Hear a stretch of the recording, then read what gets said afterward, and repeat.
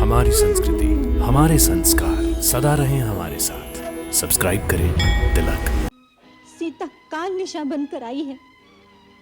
वो मेरी सौत नहीं, मेरे पति की मौत बनने आई है। हाँ पिताजी, आपकी बेटी का वैधव्य है सीता।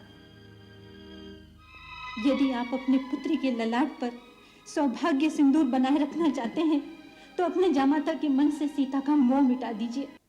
एक स्त्री के कारण सर्वनाश की घड़ी आ गई है।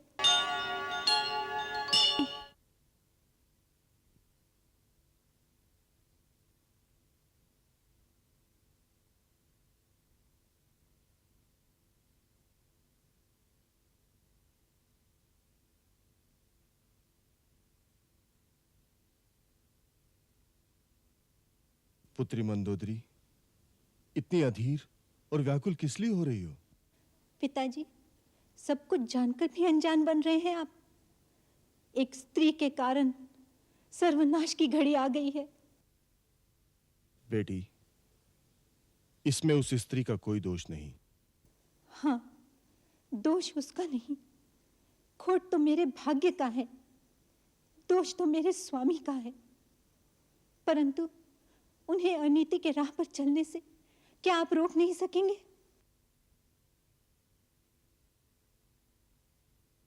तुम्हारा पति कोई नई रीति नहीं कर रहा है बेटी। यह तो हमारे दानव समाज की पुरानी परंपरा है कि जिसकी जितनी अधिक रानियां होंगी वो उतना ही अधिक वैभवशाली और बलवान माना जाएगा। ये तो प्रतिष्ठा की निशानी है बेटी। पिताजी, लंकेश्वर के महल में कितनी ही रानियां रहें, मुझे उनसे कोई विरोध नहीं। तो क्या सीता से है? नहीं, सीता से भी नहीं। यदि सीता लंकेश्वर को अपनी इच्छा से स्वीकार कर ले तो सगी बहन की भांति मैं उससे प्यार करूंगी। यदि वो मेरे स्वामी को सुख दे सके तो मैं उसके लिए अपने प्राण भी न्यौछावर करने को तैयार हूं। बेटी, फिर यह संताप क्यों? पिताजी, सीता काल निशा बनकर आई है। वो मेरी सौत नहीं, मेरे पति की मौत बनने आई है। हाँ पिताजी, आपकी बेटी का वैधव्य है सीता। यदि आप अपने पुत्री के ललाट पर सौभाग्य सिंदूर बनाए रखना चाहते हैं तो अपने जामाता के मन से सीता का मोह मिटा दीजिए। ये भय, ये आशंका, ये चिंता किस कारण तुम्हारे मन में घर कर गई है बेटी? किस कारण तुम दारुण व्यथा में इतनी तड़प रही हो? कारण एक हो तो बताऊं, कैसे अपने अंतर के पीर को आपके मन की व्यथा बना दूं पिताजी? जिस दिन से सीता को हर के लाए हैं, क्या एक दिन भी शांति से बीता है? क्या क्या अनर्थ और अमंगल हो रहे हैं। विनाश के बवंडर उठ रहे हैं। एक भूचाल सारी लंका को निगलने दिन प्रतिदिन आगे बढ़ा आ रहा है। जिन्हें हम साधारण बनवासी, प्रवासी समझकर तुच्छ समझ रहे थे, उन्होंने सृष्टि का सबसे असंभव कार्य कर डाला। समुद्र को बांधने की क्या कभी किसी ने कल्पना भी की थी? पिताजी, एक वानर के द्वारा जलकर खंडर बनी लंका का पुनरुद्धार तो आपने कर दिया, परंतु मेरे पति के शरीर में नए प्राण भी डाल सकेंगे आप? बोलिए पिताजी, बोलिए। शांत, शांत बेटी, शांत। तेरे उमड़ते हुए उद्गारों ने मेरे हृदय को अशांत कर दिया है। बेटी, मैं प्रयत्न करूंगा कि तेरे पति को सन्मार्ग पर ला सकूं, उसकी हट को मिटा सकूं।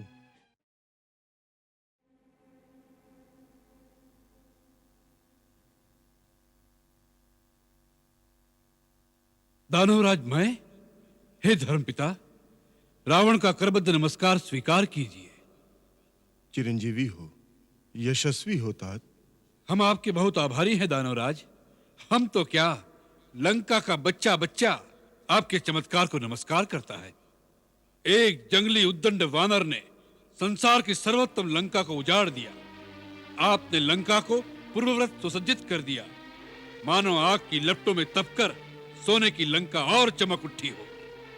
लंका की ये चमक युग युग तक अमिट बनी रहे, इसी चिंता से आतुर होकर मैं आपके द्वार पर आया हूं राक्षस राज। लंका का राजा आपका उपकार मानता है दानवराज, आप उससे जो चाहे मांग सकते हैं। इस समय दानवराज मैं नहीं, एक पुत्री का पिता अपने जामाता के द्वार पर कुछ मांगने आया है। पुत्री का पिता, कन्यादान दाता, पुत्री के द्वार पर कभी कुछ मांगने नहीं जाता, वो सदा देता ही रहता है। यही युग युग की रीति है। पुत्री के कल्याण की कामना, बेटी के सुख सौभाग्य की रक्षा करने का तो हर पिता को सदा अधिकार है लंकेश्वर, उससे वो कभी मुक्त नहीं हो सकता। लंकेश्वर की महारानी की चिंता से आप उसी दिन मुक्त हो गए थे जिस दिन से हमारी भार्या के रूप में उसका भाग्य आपने हमारे साथ बांध दिया था। अब उसके कल्याण की कामना करना आपका काम नहीं, ये हमारा कर्तव्य है।